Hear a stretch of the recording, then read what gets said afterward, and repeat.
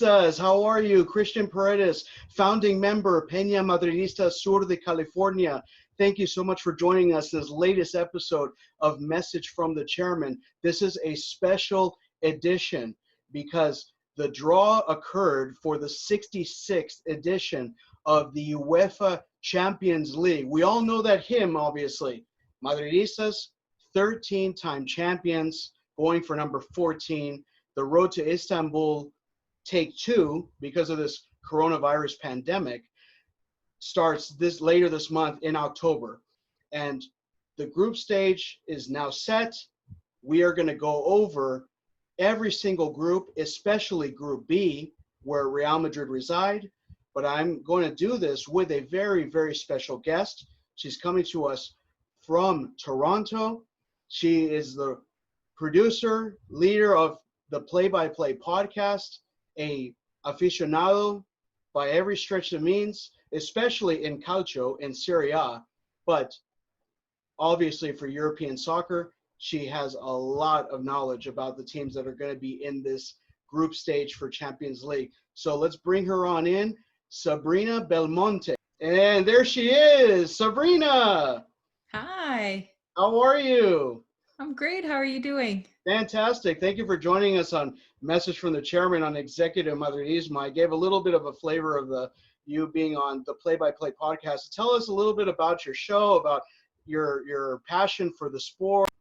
Yeah, so on the Play-by-Play pod, we just talk about all of Europe's main leagues. We do focus on the Serie A because that's the league that I love.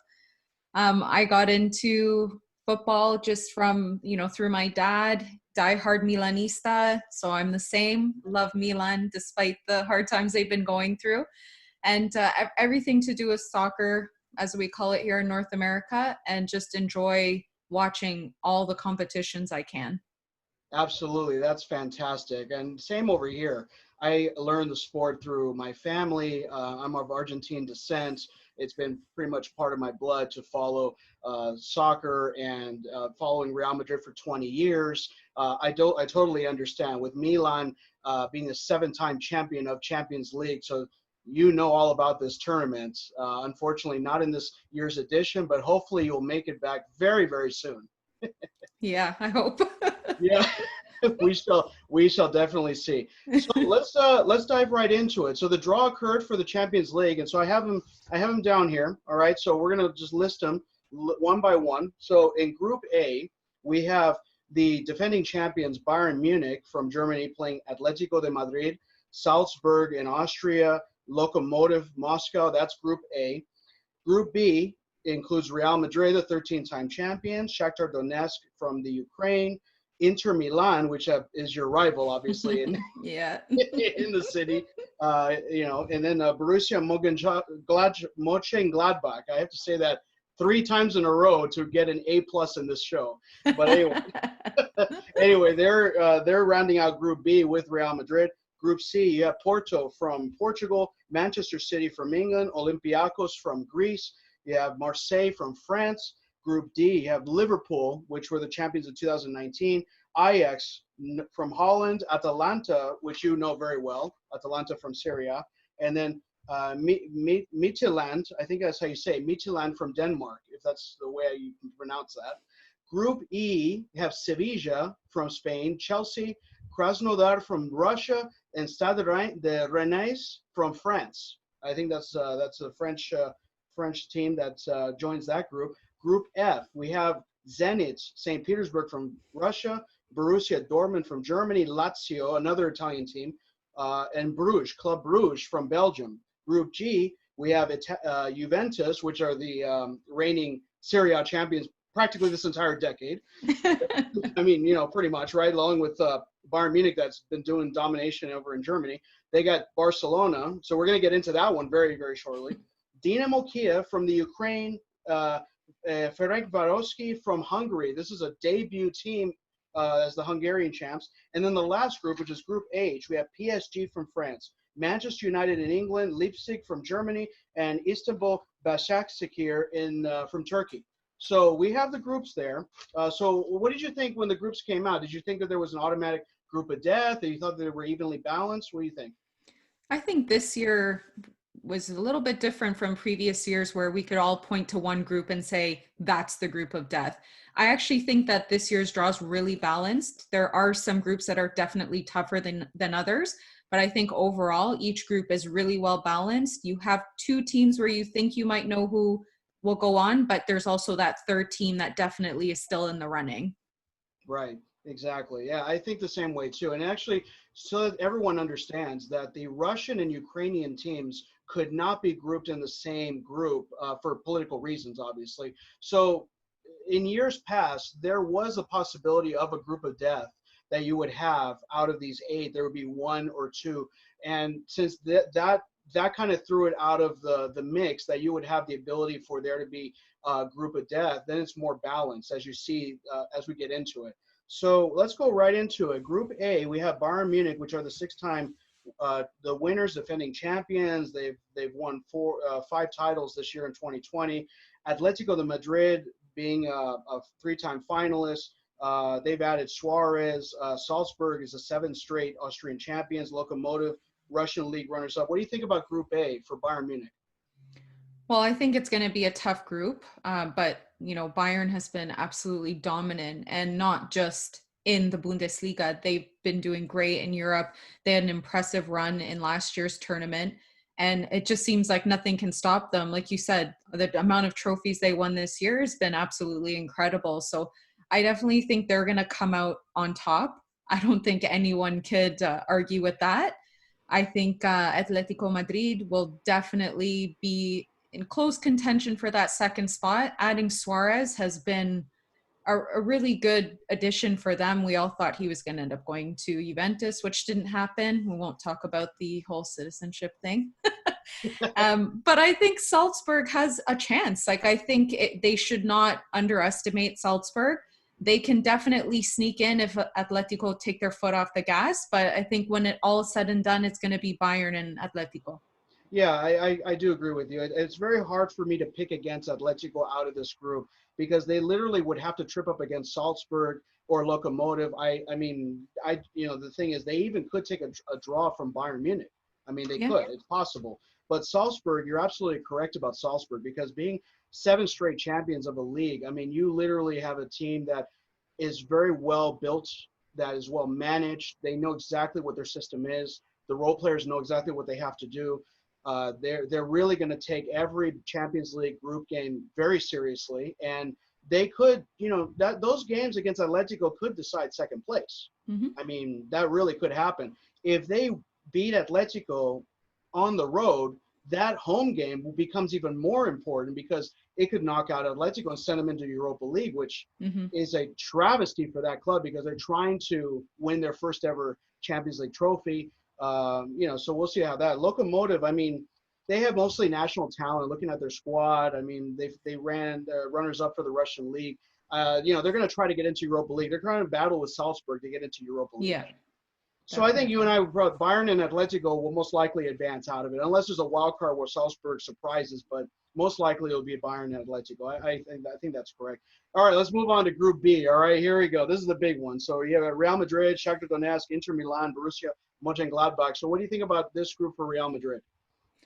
Well, I think it's theirs for the taking. And I'm not just saying this because I'm on your show, but I definitely think they're going to come out on top of this one. But second place is kind of all up in the air. And I think people looking at it, just, you pick up the phone, you look at it and you see Inter and you think, yep, they're going to be in second. But I really think that Antonio Conte is not the type of coach that particularly focuses on Europe.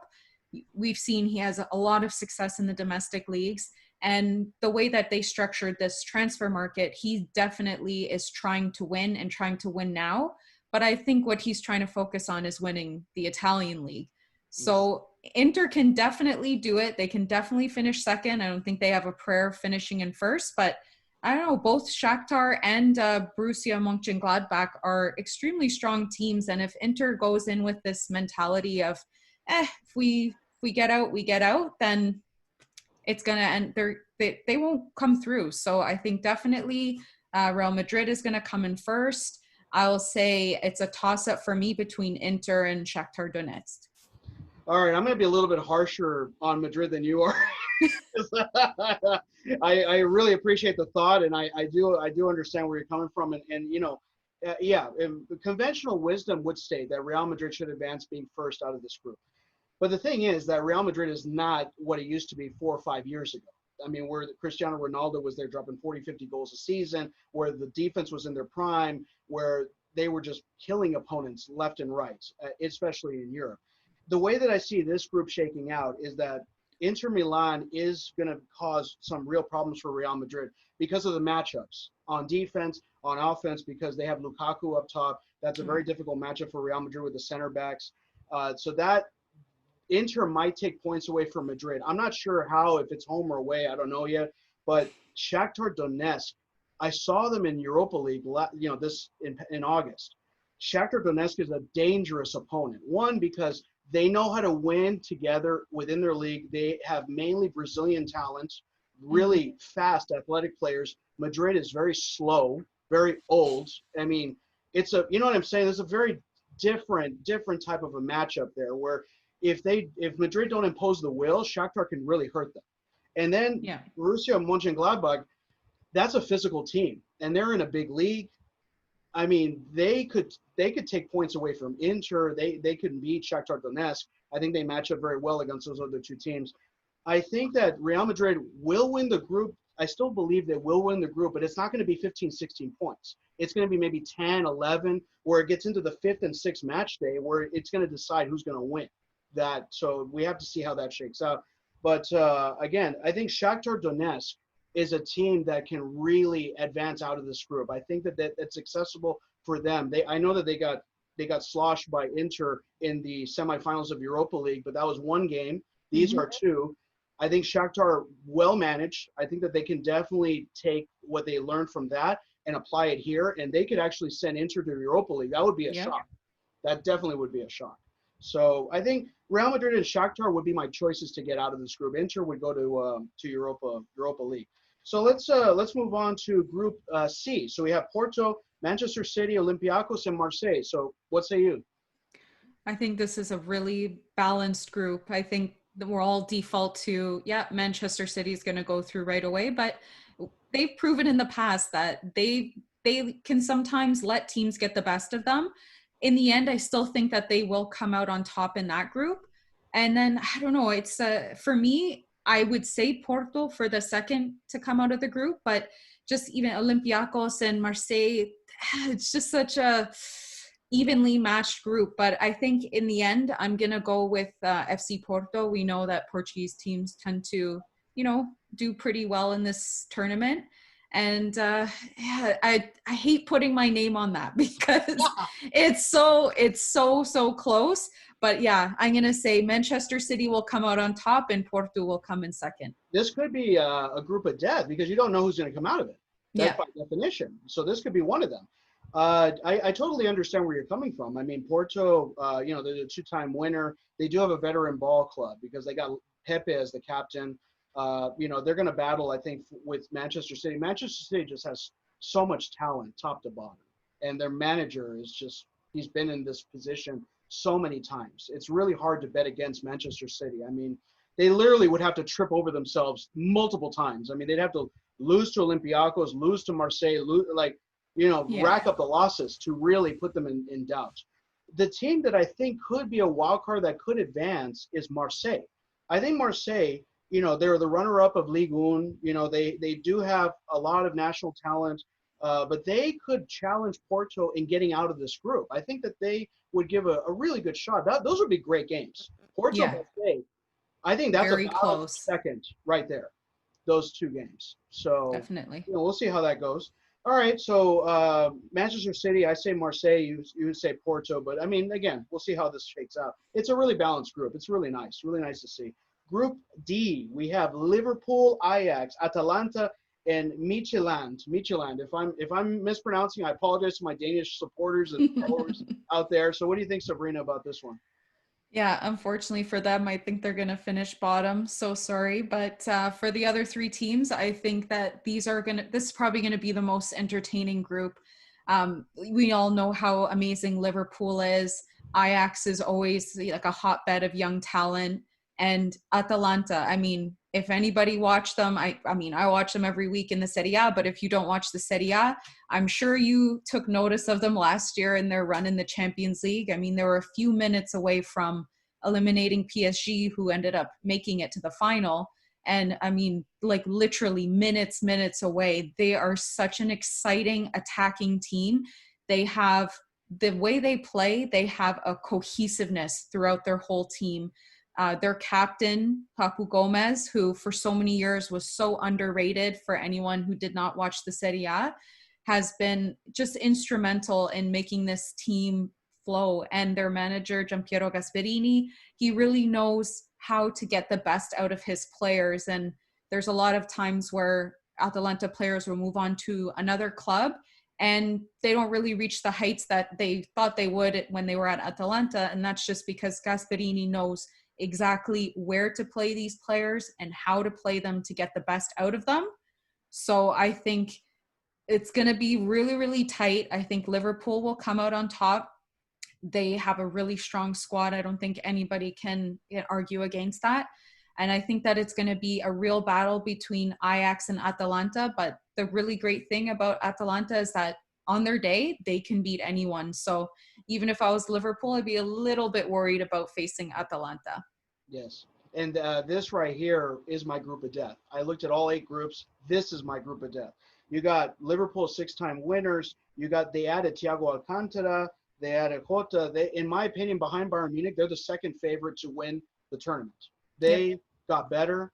They got eliminated in the round of 16. That was very bitter for that team, for the coaching staff. They're going to come back with fire in their heads. I mean, it's just they are really making it a mission in this one. And then you got Ajax, so the 4-time winners of this tournament. They did lose best to Barcelona, but I really believe them and Atalanta, they're going to battle for that second spot. Those two teams, those games are going to be epic because Ajax had this total football philosophy, free-flowing offense, young talent going in with some veterans. But Atalanta, like you said, they impressed me so much, and they are coming up. They've been coming up for the past few seasons. This isn't overnight. They were so impressive against PSG. And against PSG, they just did not have enough in the tank the last few minutes to eliminate them and go to semis. So Atalanta, I will say Atalanta surprises the world and eliminates Ajax and sends them to Europa, and they move on with Liverpool out of the group. I think Atalanta does get out of this group. So I got that. The Danish champions, happy to be here for the mentality. It'll be a good experience for them, and it could be the start of something. But I mean, anytime you can qualify for the Champions League is a plus. So it'll be a really good learning experience for them, I'd say. Oh yeah, they're going to be playing 2 former winners. It's their debut. I mean, they're making a lot of money from the TV contracts. I mean, it's really going to be fantastic. Unfortunately, no fan support confirmed yet in terms of total percentage, of the stadium. So, all right, that's great. So we're moving right along here. This is fantastic. We got Group E now. We got Sevilla, Chelsea, Krasnodar, and Stade Rennais. So Rennes is how they're called for the rest of us. So what do you think about this group? I think Sevilla and Chelsea will be the ones to come out of this group. And I mean, usually when you say these things with such conviction, they come back to haunt you. But I'm really going to say, without a doubt in my mind, it'll be Sevilla and Chelsea coming out. I honestly don't know who will come out on top, though. They both have really exciting squads. And I think the 2 matches they play against each other will be really instrumental in deciding who finishes first or second. So if I have to, I'm just going to go with Sevilla because they've been really consistent, even though, a lot of it's been in the Europa League. They know what it takes to win at a European level. And I think they want to get from winning the Europa League as they have in a lot of the past years to really going far in the Champions League. So I'm going to say Sevilla will finish in first, Chelsea will finish in second. I agree completely with you. I think that this is a very accessible group for both of those teams, Sevilla and Chelsea. The one question mark I have about Chelsea is that it's a very young team and a manager in managing the first Champions League in that position. He's won it obviously as a player, but it's different as a manager. Yeah. And Rennes, that team is dangerous because they are very young. They have no pressure. I think they can beat Chelsea. I really believe they can. Krasnodar, they got in through playoff. They were third place in their league. So this is a team that's battle tested. Mm-hmm. They're tough, but talent not really there to match with the other three. Sevilla, I think, would win the group. It wouldn't surprise me if Rennes knocks out Chelsea, but I think Chelsea finds a way. I think Lampard gets this team to the next level. I think that they do. I think that Sevilla and Chelsea find a way to get out of it. Rennes, interesting, but I don't see them getting out of this group. I see them in Europa League, that's for sure, in third place. I'd see them in Europa League. All right, terrific. Now, Group F, we have Zenit St. Petersburg, Borussia Dortmund, Lazio, and Club Brugge. Okay, Lazio, another familiar name there. This is the first time they've been in the Champions League for a number of years.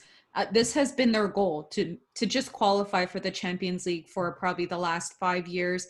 They've come really close, and a lot of the times being edged out by Inter on the last match day. But this is where they want to be. And, they kind of collapsed at the end when the Serie A restarted after the COVID break. But if you just look at that, it's probably not an accurate depiction of Lazio. They have an incredibly strong starting 11. They really don't have the depth that will be able to carry them through like a long stint in the Champions League, but I think that they will have what it takes to challenge and to show that Europe that, yeah, they belong in this competition.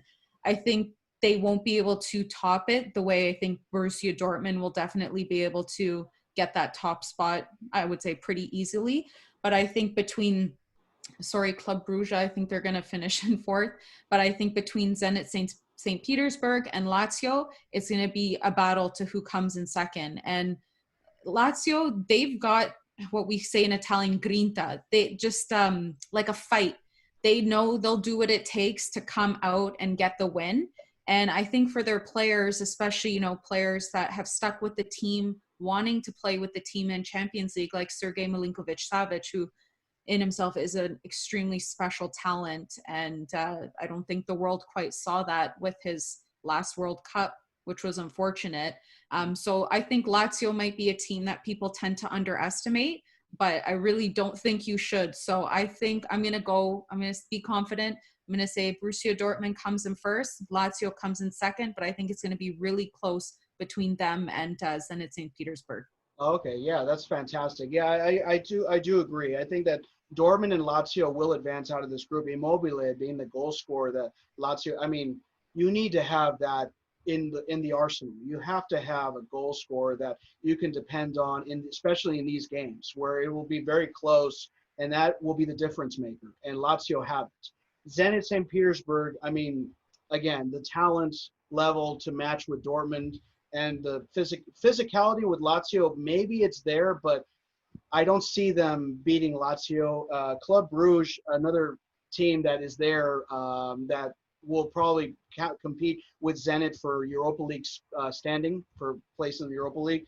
Lazio, I think, are a dark horse along with Dortmund into the next round. I think that those two advance out of this group, and those two are very tough matchups in knockouts, very hard matchups. So I think that I agree. Those two, I think, would advance. So now we got two more groups. Yeah, we're rolling along. Here we go. This is a Club G here. Okay, this is Juventus. Oh boy, Juventus, Barcelona, Dinamo Kiev, and Ferencvárosi.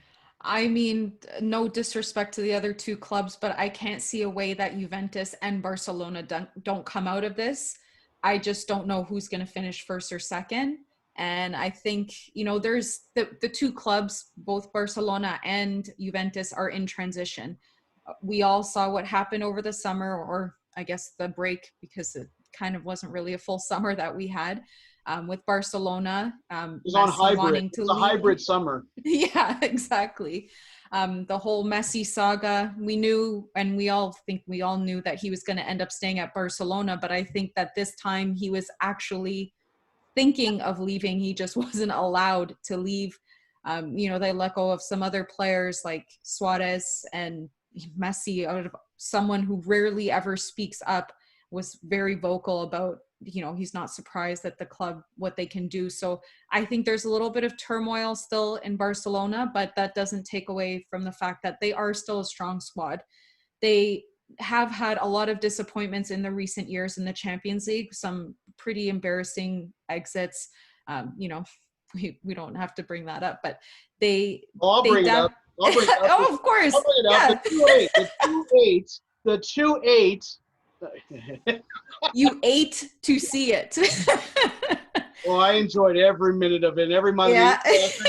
So no need. Yeah, if there's ever a channel to to give them a bit, it's this one. But I mean, if with them, you think, oh, they're in turmoil, what are they going to do? But if you look at Juventus, they're in transition too.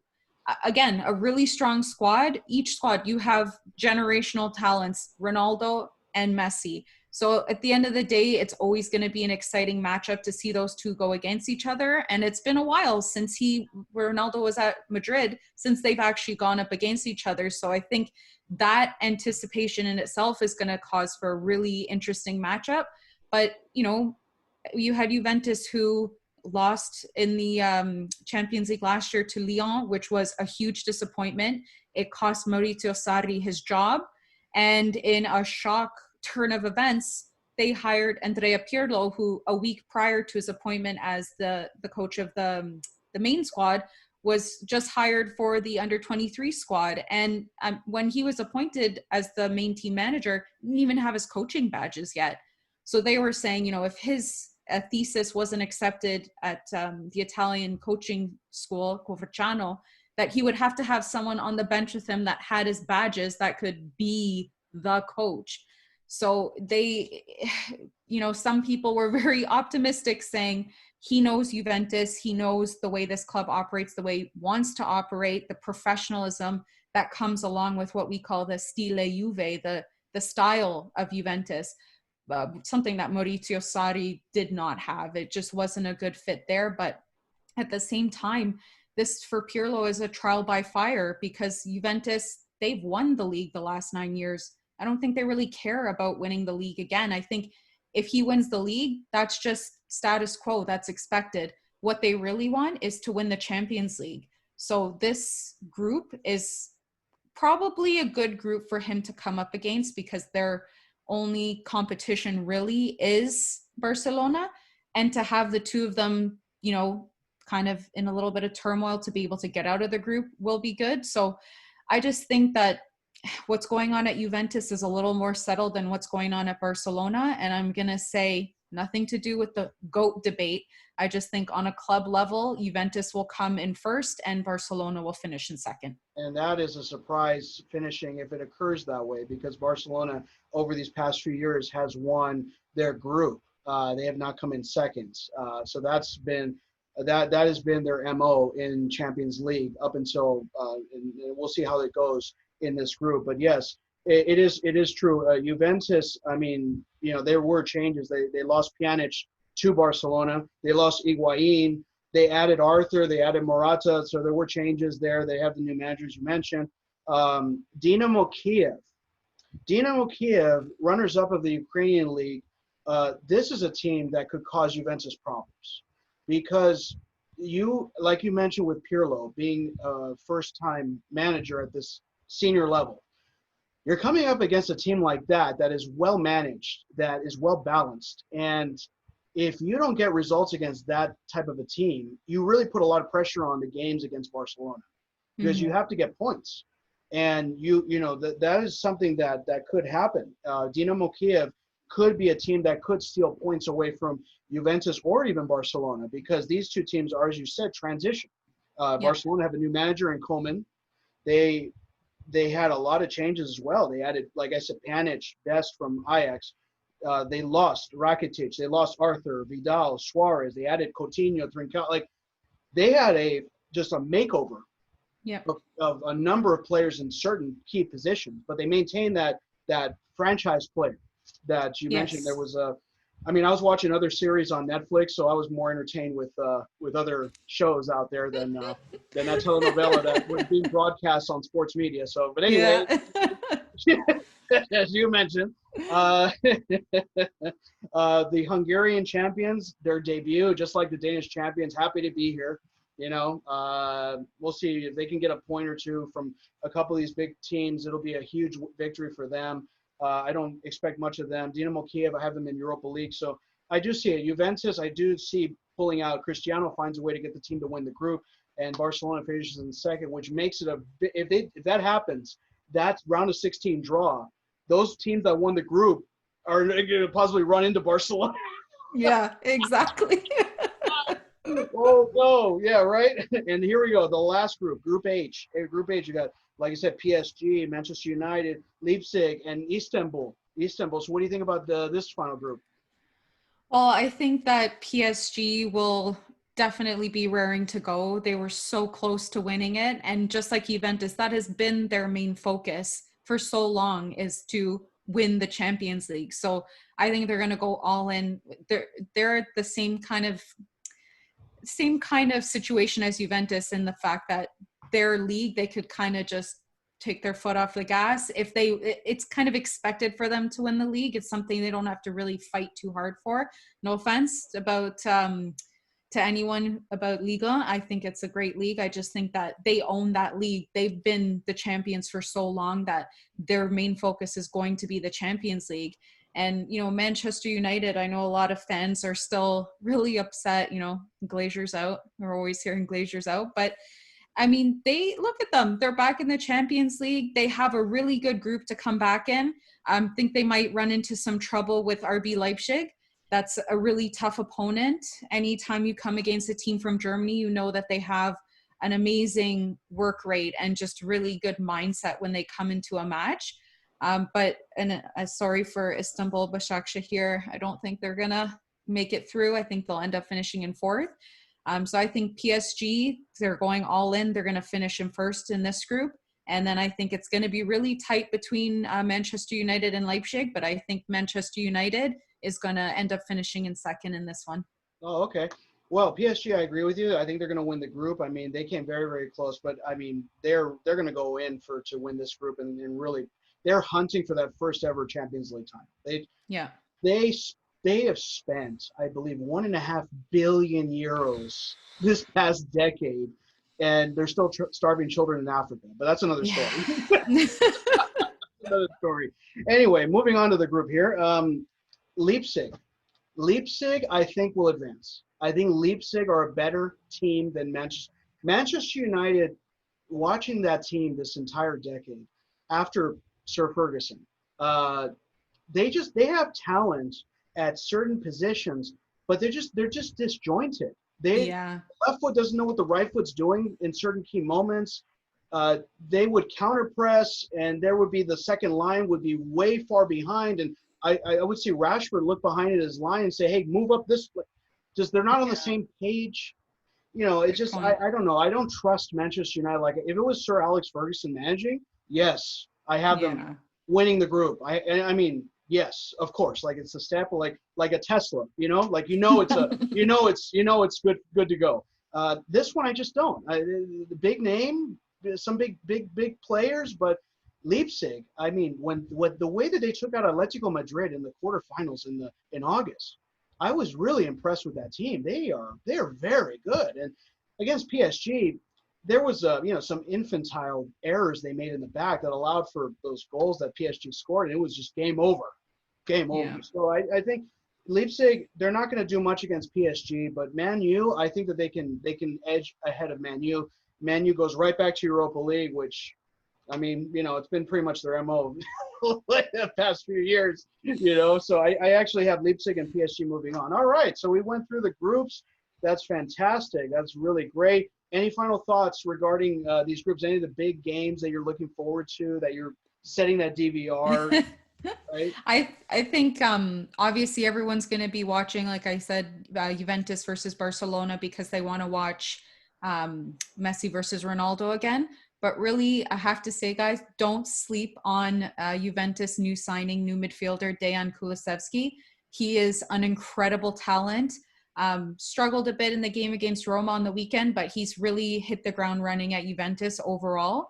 And I think that he's going to be like last year, we were kind of all in awe of Haaland and the goals that he was scoring. I think this year you're going to look at Kulusevski and be like, wow, this kid is quite a talent. So keep an eye on that kid. He's phenomenal. So I definitely can't wait to see that game, and really want to see, and not just saying this because it's your channel, really excited for Real Madrid versus Inter, because really curious to see how Inter is going to do going up against a team that pretty much owns this competition. Despite who's there, despite what your squad is, you guys own this competition. So really excited to see that matchup as well. Yes, absolutely. You hit the nail on the head. I mean, Real Madrid, this is the tournament. This is the tournament that sets them apart from everybody else in Europe. I mean, if you watch the videos, if you watch how they talk about the tournament, it's just they could lose to Levante in La Liga and beat Bayern Munich in Germany 3 days later, and you wouldn't have known what happened to that team. But that's what it's been for Madrid. And you're correct about Inter Milan. That is an old school rivalry. Like, they battled each other in the 60s. They battled each other in the 80s in the UEFA Cup, which was, quite frankly, a much more competitive cup than the Europa League is. You know, it's a much more difficult standing back in that day. Yes, of course. Juventus Barcelona, I think is going to get the highest ratings, those two games, because it's Messi and Ronaldo. Yeah. Those two guys. Those two 21st century phenomenons that we were able to see. And this will be the first time they're meeting in Champions League in 9 years. Of all those years, they only saw each other 2011 in semis, Champions League. Yeah. That was it. Everything else was La Liga, Copa del Rey twice. One of those, Ronaldo didn't even play because he was injured. And I was at that game. I traveled from LA. I traveled from LA to go to that final with my mother. And I find out that he wasn't even playing, and I was like, but we still won the game anyway. That's all that matters in the end. Fine. We won the game. No, but it's going to be fantastic. A little bit compressed schedule-wise because of the coronavirus pandemic. So the first two games are within a week, and then they have a break, and then there's another 2 games. So end of October, beginning of December, that's when the group stage will end. So there's going to be an impact on the domestic league results for these teams. So we'll see how that shakes out. Yeah, definitely. All right, fantastic. Well, Sabrina, thank you so much for being a part of this special edition episode of Message from the Chairman. Do you have a final shout out for our audience that's watching? Well, good luck in the tournament, guys. But, I'm going to be backing any Italian team that comes up against you. So even though they're my city rivals, Forza Inter! The line has been drawn. Are you serious? I'm going to get my Milan card taken away for this. But at the end, I mean, I'm a Serie A fan. I want to see them do well. But, hey, I think they'll both go through. So good luck. We'll see what happens. I am forcing the smile on my face right now. You lit a fire in my head right now. Wow. I did not expect that. That's a shocker for the group. Hey, But everyone, please follow Sabrina, follow Play by Play podcast. Check them out. Really great show, really great accounts. You really know what you're talking about. You know what it's all about, and it's fantastic. This is passion. This is what we're all, this is why we get together. This is fantastic. So hope to have you on very, very soon, and stay safe over there, and, cheers. Cheers. All right, everybody. A la Madrid, nada más.